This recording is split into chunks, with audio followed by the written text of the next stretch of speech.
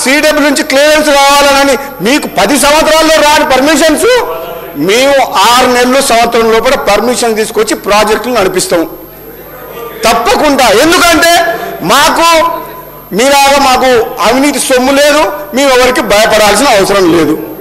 రాజీ లేకుండా పోరాటం చేస్తాం రాష్ట్ర హక్కుల కోసం, తెలంగాణ ప్రజల కోసం. హరీష్ రావు గారు మీకు ఓపిక ఉండాలి.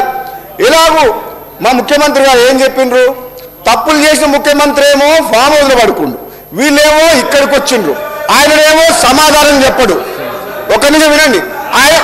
అధ్యక్ష ఆయన పార్టీ మీటింగ్లకు పార్టీ ఆఫీస్కు పోరుబాటు చేసేందుకు పోతే కాలు నొప్పి లేదు, కానీ ప్రజా సమస్యల మీద మాట్లాడుతందుకు అసెంబ్లీలో ఇంత ఇంపార్టెంట్ చర్చ ఉన్నప్పుడు మాత్రం మీ ముఖ్యమంత్రి గారు రారు సభకు.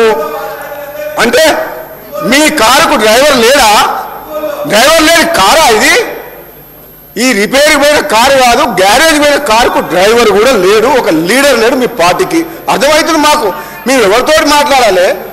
అసలు ఆ నిర్ణయాలు తీసుకుంది ఎవరు? ఆనాడు అఖిల పక్షం కానీ ప్రతిపక్షాలు కానీ ఎటువంటి సలహాలు సూచనలు తీసుకున్న 10 ఏళ్ల పాటు ఎవరైనా మాట విన్నారా అధ్యక్ష? ఒక్కరిని మాట్లాడనీయకుండా మాకే తెలివి ఉంది, ప్రాజెక్టుల విషయంలో కానీ ఇంకో విషయంలో కానీ అన్నీ మేమే చేస్తాం, మీకు అసలు తెలివే లేదన్నారు కదా. ఎందుకు కాళేశ్వరం కూలిపోయింది, ఎందుకు ఈ కృష్ణా వాటర్ దోపిడీ వాటర్ అవుతుంది, ఈ ప్రాజెక్టులు ఎందుకు ఆగిపోయినాయి, మీరు అక్కడికి ఎందుకు కూర్చున్నారు, అటుపక్కకి ఎందుకు పోయిండ్రు? ఇక్కడ ఉన్నోళ్ళు ఇంకా టీఎంసీ వాటర్ తీసుకొస్తామని చెప్పి మాకు రిజర్వాయర్లు చేస్తుండ్రు, గ్రామాలని ఖాళీ చేసిండ్రు.